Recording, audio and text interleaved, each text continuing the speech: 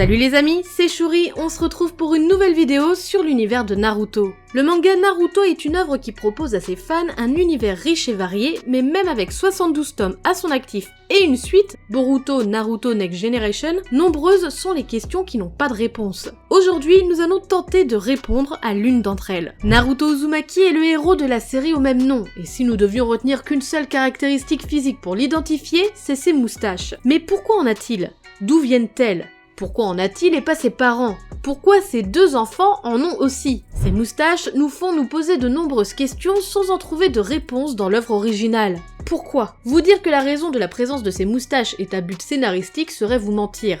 Ces moustaches n'ont pas de pouvoir, ne sont pas déterminants à l'histoire. Pour faire simple, qu'elles soient là ou pas, ne changent rien au développement de l'histoire. Alors, pourquoi elles sont là ? Eh bien, c'est pour une toute autre raison, et pour le comprendre, il faut passer de l'autre côté du rideau, du côté de la réalisation de l'histoire. Masashi Kishimoto a très rapidement voulu instaurer cette image d'enfant renard dans son univers. Il a déclaré que dans la première ébauche d'histoire courte qu'il avait réalisée, cette version de Naruto était déjà capable de se transformer en renard. D'ailleurs, le scénario de base n'avait rien à voir avec celui que nous connaissons, puisque Kishimoto était parti sur une idée de magicien avec des pouvoirs magiques. Bien loin de l'histoire de ninja, n'est-ce pas ? Donc, très tôt dans sa réflexion, l'auteur avait l'idée précise d'un enfant relié à un renard d'une manière ou d'une autre. Il lui fallait donc réfléchir à lui créer un chara-design rappelant ce fameux renard sans pour autant le rendre trop excentrique par rapport aux autres personnages de son histoire. Les moustaches étaient le bon intermédiaire.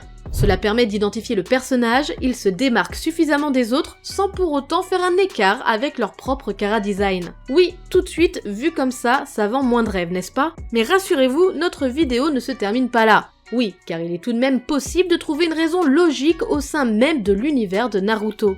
Et pour cela, il va falloir se munir de nos cours d'SVT du collège. Naruto Uzumaki a des moustaches parce qu'il est l'hôte du démon renard à 9 queues Kurama. Ça, c'est la raison qui nous est donnée dans la série. Alors pourquoi ses enfants, Boruto et Himawari, ont également des moustaches sur le visage sans être des hôtes de Kyuubi, mais que Kushina Uzumaki, la mère de Naruto, et Mito Uzumaki, première hôte du démon et épouse d'Hashirama Senju, n'avait pas de moustache et encore moins de caractéristiques physiques visibles. Et j'insiste bien sur le terme visible, car les cheveux de Kushina qui s'élèvent dans les airs en formant les queues du renard quand elle s'énerve ne sont pas visibles quand elle est neutre. L'explication est relativement simple. Tout est une question d'héritage biologique.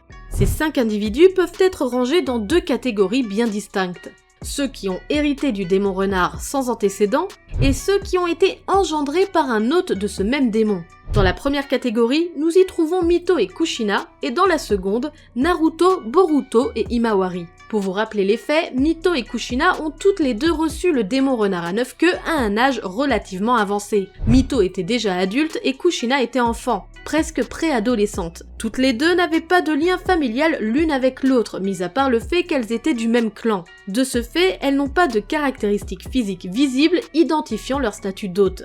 Cette hypothèse est d'ailleurs vérifiable avec les autres hôtes de démons à queue à travers le monde, qui ne présentent pas de caractéristiques physiques visibles et n'ont pas été engendrés par un précédent hôte. Pour ce qui est de Naruto, certes, il a reçu une partie du démon à queue juste après sa naissance, mais ce n'est pas ce facteur qui détermine la présence des moustaches, puisque, nous le voyons bien, que ce soit dans le manga ou l'anime, les moustaches étaient déjà présentes sur ses joues alors qu'il venait à peine de naître, et qu'il n'avait pas encore reçu le démon. L'explication se trouve donc ailleurs. Avant que Naruto reçoive le démon, c'était sa mère, Kushina, qui en était l'hôte.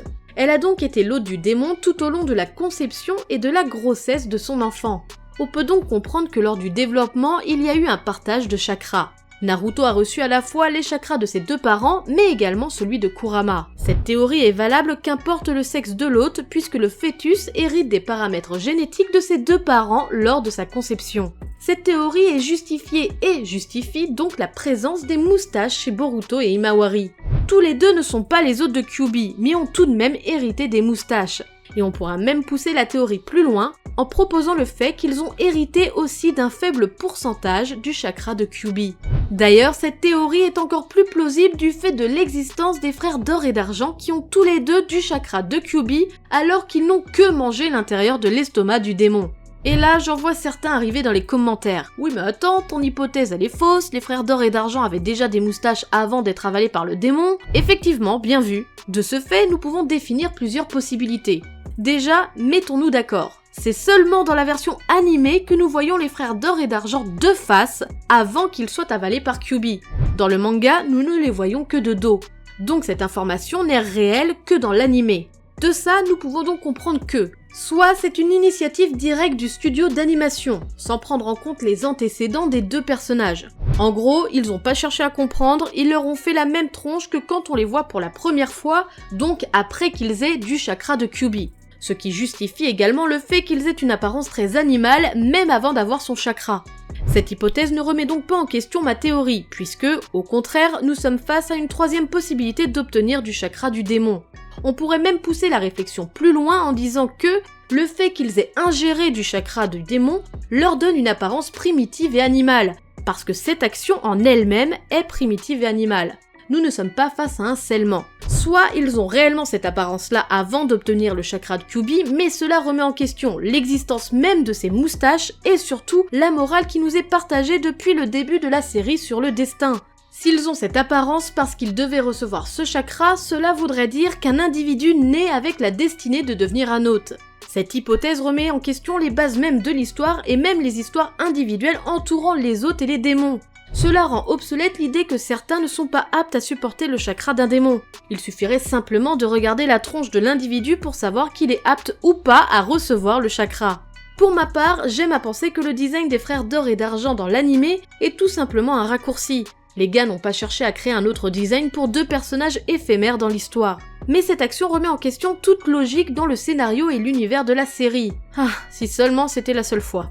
En résumé, cette théorie est une possibilité plus que plausible pour rendre legit l'existence ou non de ces moustaches sur les personnages dont nous avons parlé aujourd'hui. Cela développe un peu plus le lore de l'univers et c'est ce qu'on aime. Mais parce que oui, il y a un mais, gardez bien à l'esprit que la vraie raison de la présence des moustaches de Naruto est avant tout à but identifiable. Ces moustaches permettent au lecteur de comprendre qui est le héros de cette œuvre, si jamais c'était pas assez clair avec son prénom comme titre. Ce sont ce genre de détails qui déterminent si un chara-design est réussi ou pas. Un détail identifiable et rapide à faire, qui devient naturel sur le personnage et qu'en leur absence, n'importe qui se dira « il manque quelque chose ». C'est d'ailleurs pareil pour Boruto et Himawari.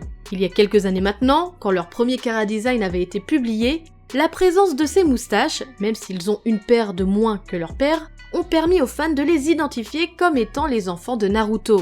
Et d'ailleurs, si Kishimoto n'avait pas oublié de leur donner le Byakugan comme il voulait le faire, les fans auraient, sans l'ombre d'un doute, compris que Boruto et Himawari étaient les enfants de Naruto et Hinata. Cette vidéo touche maintenant à sa fin. J'espère que ce mélange de théorie et d'analyse vous aura plu.